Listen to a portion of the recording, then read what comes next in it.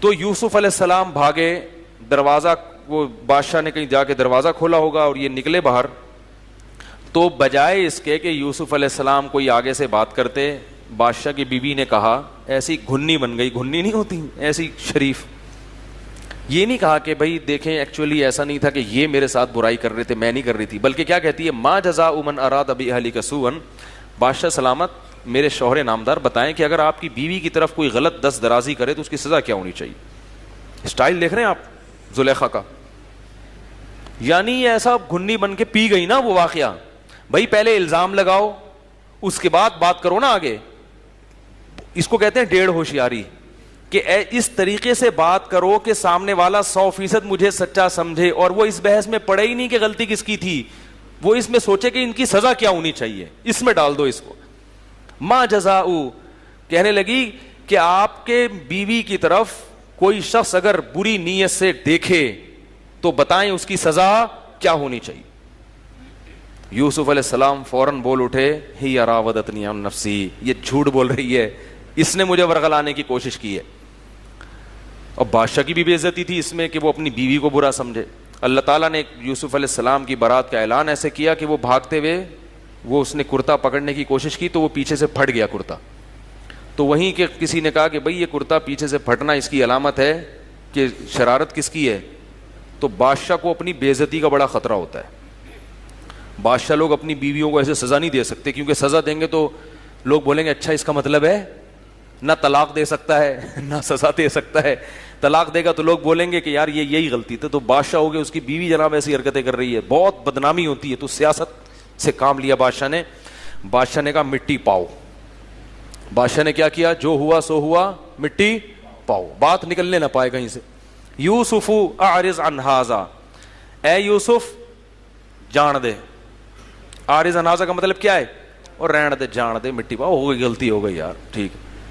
واستغفری لذنبک, اور اپنی بیوی سے کہہ رہا ہے تو بھی توبہ استغفار کر.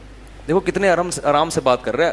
کوئی اور ہوتا تو رکھ کے 2-4 چماٹ لگاتے, لیکن بادشاہ ڈر کیا رہا ہے یار, 2-4 بھی چماٹ لگا دیے نا بیوی کو تو بات کیا ہو جائے گی, اور بدنامی کس کی ہے, میری ہے. کہ لوگ بولیں گے کہ تم بادشاہ کس بات کے ہو جو تمہاری بیوی جو ہے نا عاشق ہو رہی ہے دوسروں پہ. تو یہ بادشاہ لوگ بڑی ٹینشنوں میں ہوتے ہیں یار, سیاسی لوگ. تو اس نے غریب آدمی ہوتا نا, وہ اسے 2-4 تمیز سے لگا دیتا.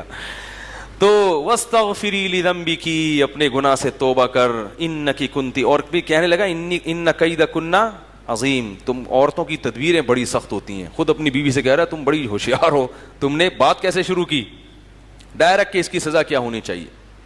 سب عورتوں کی بات نہیں ہو رہی بھائی, بار بار وہی بات میں جملہ نہیں ریپیٹ کروں گا. تو لیکن برائی کی خبر آپ کو پتہ ہے ایک دم تیزی سے پھیلتی ہے. اب جو بھی اس وقت کوئی موجود تھا, ایک آدھ آدمی, تو اگرچہ بادشاہ کی طرف سے پابندی تھی کہ بھائی یہ بات پھیلے نہیں, لیکن ایسی برائی پتہ کیسے پھیلتی ہے, ایک کو بتاؤ, بولا کسی کو بتانا نہیں ہے, بس خالی تمہیں بتا رہا ہوں. وہ دوسرے کو بتاتا ہے, بول رہا بھائی کسی کو نہیں بتانا, صرف تمہیں بتا رہا ہوں. پھر وہ تیسرے کو بتاتا ہے, چوتھے کو بتاتا ہے, ہوتے ہوتے یہی ہوا. 2-4 دن گزرے نہیں, قال نسوۃ فی المدینۃ امرأۃ العزیز. تو شاہی خاندان کی خبریں تو فوراً پھیلتی ہیں نا, مریم نواز کا کوئی بیان آ جائے, نواز شریف کا کوئی بیان آ جائے, یا جناب عمران خان کہیں جا رہے ہوں, ایک دم خبریں پھیلتی ہیں نا, شادی کر لی اس نے, طلاق دے دی, یہ ہو گیا. تو جو ایسے لوگ ہوتے ہیں ان کی خبریں ایک دم میڈیا پہ آتی ہیں. تو قرآن کہہ رہا ہے کہ شہر کی عورتیں سب باتیں کرنے لگیں, امرأۃ العزیز, ہائے ہائے, بادشاہ کی بیوی, تراود فتاحا نفسی, عاشق کس پر ہوئی ہے, اپنے گھر کے غلام پر. یعنی رائل فیملی سے تعلق ہے تو چلو مدین کے کسی شہزادے پر عاشق ہو جاتی. انا لنراھا فی ضلال مبین, ہم اس کو کھلی ہوئی گمراہی میں دیکھتے ہیں. بڑی سخت غلطی کی ہے اس نے, بہت ہی معاذ اللہ گھٹیا سوچ, نیچ عورت ہے یہ. ہم تو سمجھتے تھے بڑی اونچے خاندان کی. ہر ایک کا اسٹیٹس ہوتا ہے نا بھائی, عاشق ہونے سے پہلے آدمی سوچتا بھی ہے تو یہ کہیں میری عزت تو خراب نہیں ہو جائے گی, کوئی اس کا فیملی اسٹیٹس دیکھا جاتا ہے. تو یہ چرچے شہر میں شروع. اب اس میں ملکہ نے اپنی بہت ہی انسلٹ محسوس کی, بےزتی, کہ بھئی یہ کیا ہو رہا ہے یار, میرے بارے میں لوگ کہہ رہے ہیں کہ یہ اتنی گندی عورت ہے, عورتیں تبصرہ کر رہی ہیں. تو اس نے کیا کیا, قرآن کہہ رہا ہے فلما سمعت بمکرہن, جب ان کا مکر سنا کہ میرے خلاف ایسی باتیں ہو رہی ہیں تو اس نے ارادہ کیا کہ ان سب کو میں یوسف کی زیارت کراؤں گی. بولیں گی کہ یہ ہے اگر اس کا یہ تمہارے ساتھ رہتا تو تمہارا کیا حال ہوتا. مجبور ہوں, معذور ہوں. اور ان کو بلا کے دعوت کر کے ان کے ہاتھ میں چھریاں پکڑا دیں, یہ پھل کھاٹو اور کھاؤ. اور اسی دوران یوسف علیہ السلام کو حکم دیا یہاں سے نکل کے جاؤ. قرآن کے الفاظ ہیں کہ جیسے ہی یوسف علیہ السلام گزرے ہیں, قطعن ایدیہن, جیسے ہی ان کی نظر یوسف پہ پڑی, پھلوں کے بجائے اپنی انگلیاں زخمی کر لی, کاٹ ڈالیں. قلنا, اور کہنے لگی, حاشا للہ ما ھذا بشرا, اللہ کی قسم یہ شخص انسان, ہم نے انسانوں میں ایسا خوبصورت نہ سوچا نہ کبھی دیکھا. ان ھذا الا ملک کریم, آسمان کا کوئی فرشتہ ہے جو زمین پر اتر آیا ہے. جیسے ہی ان عورتوں نے کہا نا, ان کو پہلے یہ نہیں بتایا کہ یہ وہ ہے, ان کے کہا ایک بندہ ہے وہاں سے گزر جائے گا, ذرا اس کو دیکھو. تو سمجھی پتہ نہیں کون ہے. تو فوراً بادشاہ کی بیوی نے کہا ذالکن الذی لمتننی فی, یہ ہے وہ جس کے بارے میں تم مجھے ملامت کر رہی تھی, یہ ہے وہ. اور پھر اس نے برائی کا اظہار کیا کہ وَلَقَدْ رَاوَدتُّهُ عَن نَفْسِهِ فَاسْتَعْصَمَ, یہ بچ نکلا ہے اور اب میں بمانگے دہل اعلان کروں گی کہ اپنے عشق کا جو اس نے نا سب کے سامنے اظہار کیا عورتوں سے, کہ اب مجھے اس سے عشق کے اظہار میں کوئی عیب, کوئی بے عزتی کا خطرہ نہیں ہے. اب جب یوسف علیہ السلام نے یہ منظر دیکھا کہ وہ عورتیں بھی اس طرح برائی میں ساتھ دے رہی ہیں, تو آپ دیکھو ایک نوجوان کے لیے کتنی بڑی آزمائش ہے یہ, کتنی بڑی. اور وہ جو عورتیں بادشاہ کے دربار میں آئی ہوں گی وہ بھی اونچے خاندانوں کی ہوں گی, شاہی محل میں جن کی دعوت ہے. یوسف علیہ السلام ایسے موقع پہ اللہ سے دعا مانگتے ہیں. بادشاہ کی بیوی نے دھمکی دی وَلَئِن لَّمْ يَفْعَلْ مَا آمُرُهُ لَيُسْجَنَنَّ وَلَيَكُونًا مِّنَ الصَّاغِرِينَ, اگر میری بات اس نے نہ مانی تو میں اس کو جیل کی کوٹری میں ڈال دوں گی. دیکھو اللہ یہ واقعہ کیوں بیان کر رہے ہیں. کوئی اور ہوتا وہ کہتا اب تو میں کیا ہوں جیل میں. اس زمانے کے جیل تو بڑے سخت ہوتے تھے, ڈال کے بھول جاتے تھے, جیسے کہ یوسف علیہ السلام کو ڈال کے بادشاہ بھول گیا تھا. ایسے موقع پر کس قدر انسان برائی کی طرف مائل ہوگا. لیکن یوسف علیہ السلام نے جب جیل کی دھمکی سنی تو اللہ سے دعا مانگتے ہیں رب السجن احب الی, اے میرے اللہ مجھے جیل زیادہ محبوب ہے اس برائی سے جس برائی کی طرف یہ مجھے بلا رہے ہیں. وَإِلَّا تَصْرِفْ عَنِّي كَيْدَهُنَّ, اور اے اللہ اگر تو نے میری حفاظت نہ کی, اصب الیہن, کہیں ایسا نہ ہو کہ میں اس جرم میں, یعنی زیادہ اپنے نفس پہ اعتماد بھی نہیں کر رہے, اللہ سے دعائیں مانگ رہے ہیں کہ تو بچا مجھے اس جرم سے. اللہ فرماتے ہیں فاستجاب لہ ربہ, رب نے ان کی دعا سن لی اور ان کو برائی سے بچا لیا. اب بات پھیل چکی تھی, بادشاہ کی بدنامی ہو رہی تھی, لوگ کہہ رہے تھے بار بار کہ اگر یوسف کی غلطی نہیں تھی تو یوسف کو محل میں رکھا ہوا کیوں ہے. تو بادشاہ نے اپنی رائل فیملی کی عزت کو بچانے کے لیے یوسف علیہ السلام کو جیل کی کوٹری میں بھیج دیا کہ نہیں جی, تاکہ پتہ چل جائے کہ لوگ یہ سمجھے کہ ان کی غلطی تھی. اب یوسف علیہ السلام کئی سال جیل میں رہے ہیں, کئی سال جیل. کیا حال ہوگا ان کا وہاں پہ. ادھر کنویں سے نکلے, ایک مصیبت سے نکل کے دوسری مصیبت.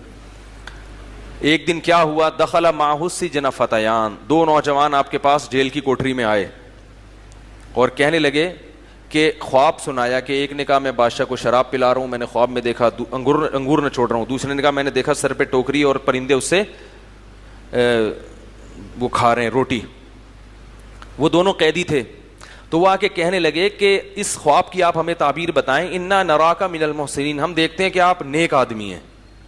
اس سے پتہ چلتا ہے کہ نیک آدمی جہاں بھی رہتا ہے وہ اپنا اثر, حالانکہ ان کو تو نہیں پتا تھا یہ پیغمبر ہے کیا, وہ کہہ رہے یار یہ نوجوان کیا لگ رہا ہے, کیا ہو گیا یار.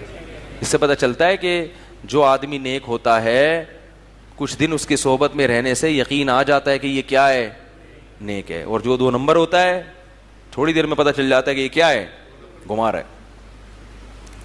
تو انا نراک من المحسنین, ہم دیکھ رہے ہیں کہ تم اس محل میں کیا لگ رہے ہو, اس جیل میں کیا لگ رہے ہو, نیک آدمی. حالانکہ وہ کافر تھے لیکن پھر بھی جانتے تھے کہ شریف کون ہوتا ہے, بدماش کون ہوتا ہے. تو یوسف علیہ السلام کو موقع مل گیا کہ یہ دو اب آئے ہیں, ان کی حاجت ہے, خواب کی تعبیر پوچھ رہے ہیں. یوسف علیہ السلام نے کہا خواب کی تعبیر بعد میں بتاؤں گا, پہلے اپنے معجزے دکھائے ان کو, اور معجزے دکھانے کے بعد ان سے کہا کہ دیکھو ہم توحید پر، ان کو توحید کی تبلیغ کرنا اور اسلام کی تبلیغ کرنا شروع. جیل میں بھی پیغمبر کی کوشش کیا ہے کہ تبلیغ کا موقع ہاتھ سے جانے نہ دیں, کہ ابھی یہ میرے محتاج ہے نا, اب جو میں کہوں گا یہ سنیں گے. ویسے ہی آپ کسی کو پکڑ کے سمجھانا شروع کر دیں, بولے گا بھائی کیوں فری ہو رہے ہیں مجھ سے, لوگ کہتے ہیں نا محتاج ہو کے آئے گا, اب آپ جو بات کرو گے یہ غور سے سنے گا. تو تقریر شروع کر دی یوسف علیہ السلام نے, ارباب متفرقون خیر ام اللہ الواحد القہار, اتنے سارے خدا جن کو تم نے معبود بنا لیا وہ بہتر ہے یہ ایک وہ جو سب پر غالب ہے. ایسی خوبصورت تبلیغ کی ہے, پورے رکوع میں ہے یہ. پھر ان کے بعد تعبیر بتائی کہ جو ننگور نچوڑ رہا تھا اس کو رہائی ملے گی اور وہ بادشاہ کو شراب پلائے گا, اور دوسرے کو پھانسی ہو جائے گی اور اس کی لاش لٹک کے سڑ جائے گی اور پرندے اس کی کھوپڑی سے گوشت نوچ نوچ کے کھائیں گے. یہ خواب کی تعبیر ہے. اللہ نے آپ کو معجزاتی طور پر خوابوں کی تعبیروں کا علم دیا تھا. اور یہ بھی کہہ دیا جس کو جو رہائی ہونے والی تھی نا, کہا کہ بادشاہ سے میرا تذکرہ کرنا کہ ایک شخص جیل میں پڑا ہوا ہے, اس کو نکالنے کی کوشش کرو. اس سے پتہ چلتا ہے کہ آپ جب کسی مصیبت میں ہو تو نکلنے کے تمام اسباب اختیار کریں. یوسف علیہ السلام دیکھا اب یہ میں نے اس کی ایک خواب کی تعبیر بھی کر دی, یہ تعبیر بھی سچی نکلے گی تو اس پر میرا ایک احسان ہے, تو اس سے سفارش کرو گے جا کے, بھائی کیا کر بادشاہ کو بول تم تو ڈال کے بھول ہی گئے ہو جیل میں, کچھ تو خیال کرو. توکل یہ نہیں ہے کہ آپ جیل میں پڑے ہوئے ہیں تو اب آپ نہ کسی سے سفارش لگوا رہے ہیں نہ کسی سے فون کر رہے ہیں, بولے بھائی اللہ نے جب تک جیل میں رکھنا ہے جیل میں رکھے, نکالنا ہو تو اللہ نکال دے. کیا خیال ہے, مرنا ہوگا تو مر جائیں گے, زندہ رہنا ہوگا تو. ابھی افطار میں کیا پڑھ رہے ہیں, پوری 7 اپ پی رہے ہیں یار, وہ گردے خراب ہو گئے. بھائی جب لکھے ہوئے ہیں نا خراب ہونا, تو لکھے ہوئے جب ہوں گے تو وہ خراب ہو کے رہیں گے. جب مقدر میں مرنا ہوگا تو مر کے رہیں گے. تو ٹھیک ہے, پھر مقدر میں عشاء کی نماز ایسے لوگوں کے. ابھی کچھ دن پہلے ہوا ہے کہ افطار میں اس نے پوری کولڈ ڈرنک کی پوری 1.5 لیٹر کی بوتل پی گیا, ایک آدھے گھنٹے کے بعد درد ہوا ہے اور مر گیا. یہ کسی ابھی واقعہ ہوا ہے لیٹسٹ. تو یوسف علیہ السلام وہ ٹہل گئے نا وہ کیا کیا انہوں نے, چلے گئے اس دار فانی سے ہمیشہ کے لیے. سمجھا کے تھک رہے ہیں, بیانات بھی کر رہے ہیں بھائی نہیں کرو یہ کام, روزہ ان چیزوں سے افطار مت کرو.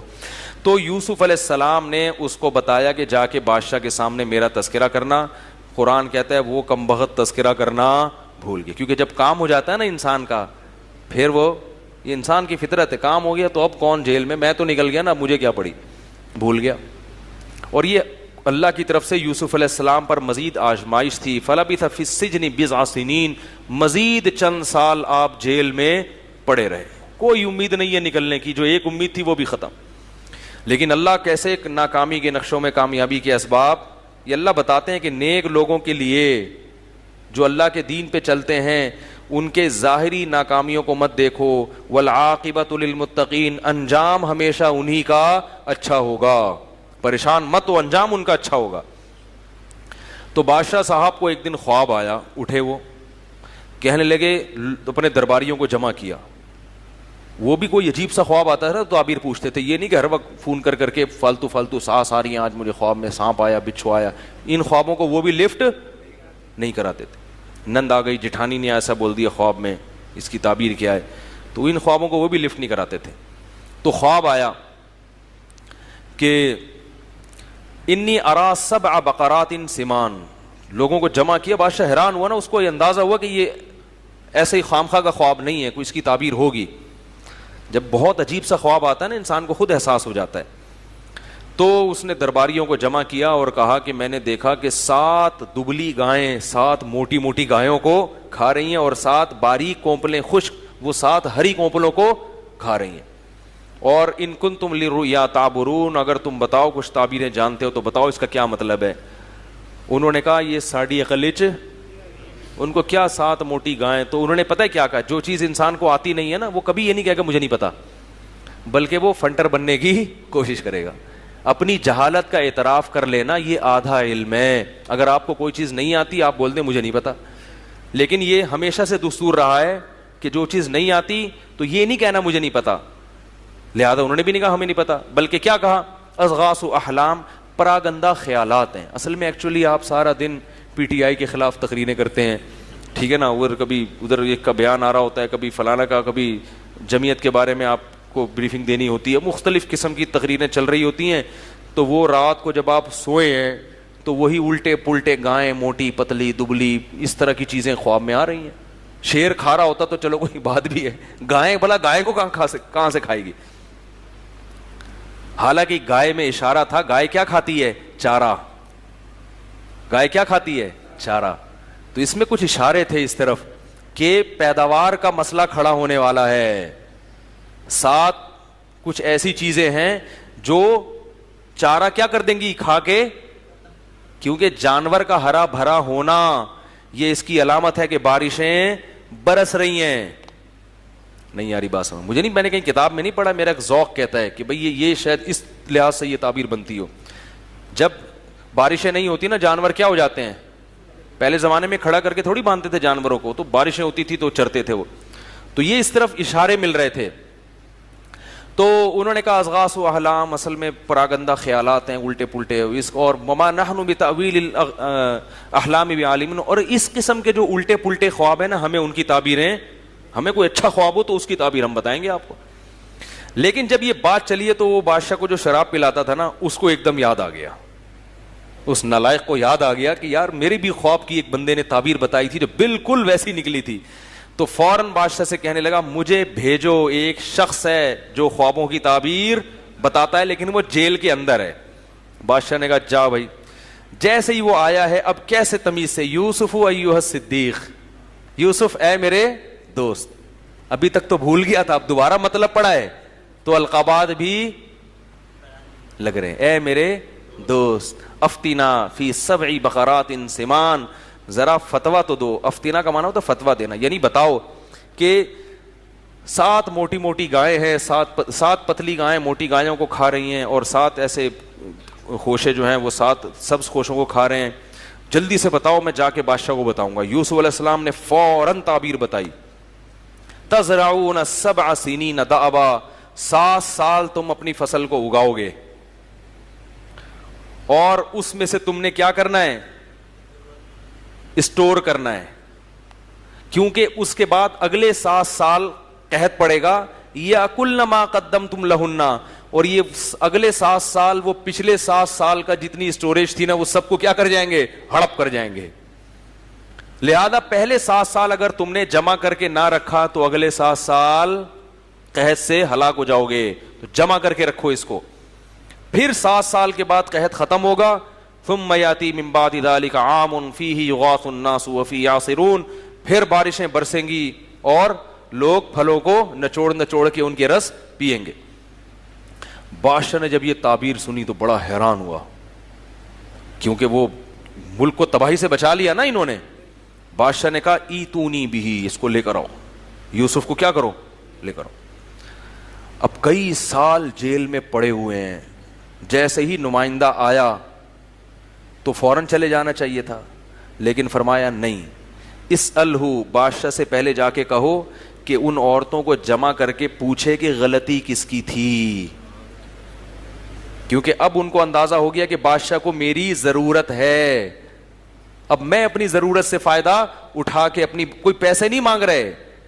انبیاء کو پیسوں کا خیال نہیں ہوتا, انبیاء اپنی عزت پہ آنچ نہیں آنے دیتے, کیونکہ نبی پر کی عزت پہ آنچ آئے گی تو اس سے وہ جو دعوت کا کام کر رہے ہیں وہ کام کیا ہو جائے گا؟ متاثر. لوگ کہیں گے یہ تو ان پر تو الزام لگائے. تو فوراً کہا کہ ما بال النسوۃ اللاتی قطعن ایدیہن, جن عورتوں نے اپنے ہاتھ کاٹے تھے ذرا ان سے جا کے پوچھو. تو بادشاہ کی بیوی نے کھلے عام اعلان کیا سب کو, یعنی اصل تھا کہ سب کو اعلان کروا دینا اپنی پاک دامنی کا. تو اس نے اعلان کر دیا کہ ہیا انا راودتہ عن نفسی الان حصحص الحق, کہ حق بالکل واضح ہو چکا ہے, میری غلطی تھی اور ہم نے اس کو نیک اور صالح پایا ہے. ما علمنا علیہ من سوء, ہم نے اس نوجوان میں کوئی برائی نہیں پائی. ایک بات خوب یاد رکھو, پیغمبروں کی تو براءت کا اللہ اعلان کروا دیتے ہیں, پیغمبر کے علاوہ کوئی بھی ایسی شخصیت نہیں ہے جس پر الزام لگے تو اللہ اس کی براءت لازمی اعلان کروائیں. اس لیے کبھی جھوٹا الزام بھی لگ جاتا ہے اور اس کی براءت کا کوئی انتظام نہیں ہوتا, لوگ خام میں لوگوں سے کیا ہو جاتے ہیں؟ بدگمان. یہ ضروری نہیں ہے کہ جس نیک آدمی پر بھی تہمت لگے تو اللہ اس کی صفائی کا انتظام کرے, کیونکہ اصل بدلہ اللہ نے کہاں رکھا ہے؟ آخرت. پیغمبروں کا اللہ انتظام کرتے ہیں, کیونکہ پیغمبر کی ذمہ داری کس نے لی ہے؟ اللہ نے. یہ میں اس لیے کہہ رہا ہوں کہ آج بعض شرارتی عورتیں بہت نیک نیک لوگوں کو نا جالوں میں گھیر کے کیا کر دیتی ہیں, رسوا کر دیتی ہیں, اس کی عزت کا جنازہ نکال دیتی, ایسا اس کو گھیر دیتی ہیں, اور وہ عبرت کا کیا بن جاتا ہے, نشان. پھر لوگ یہ کہتے ہیں کہ اگر یہ سچا ہے تو اللہ اس کی سچائی کو اعلان کیوں نہیں کر رہا؟ تو بھائی اللہ نے کب کہا ہے؟ دنیا میں ظلم ہوگا, کبھی اس ظلم کی سزا دنیا میں ملتی ہے اور بسا اوقات نہیں ملتی, آخرت میں ملے گی.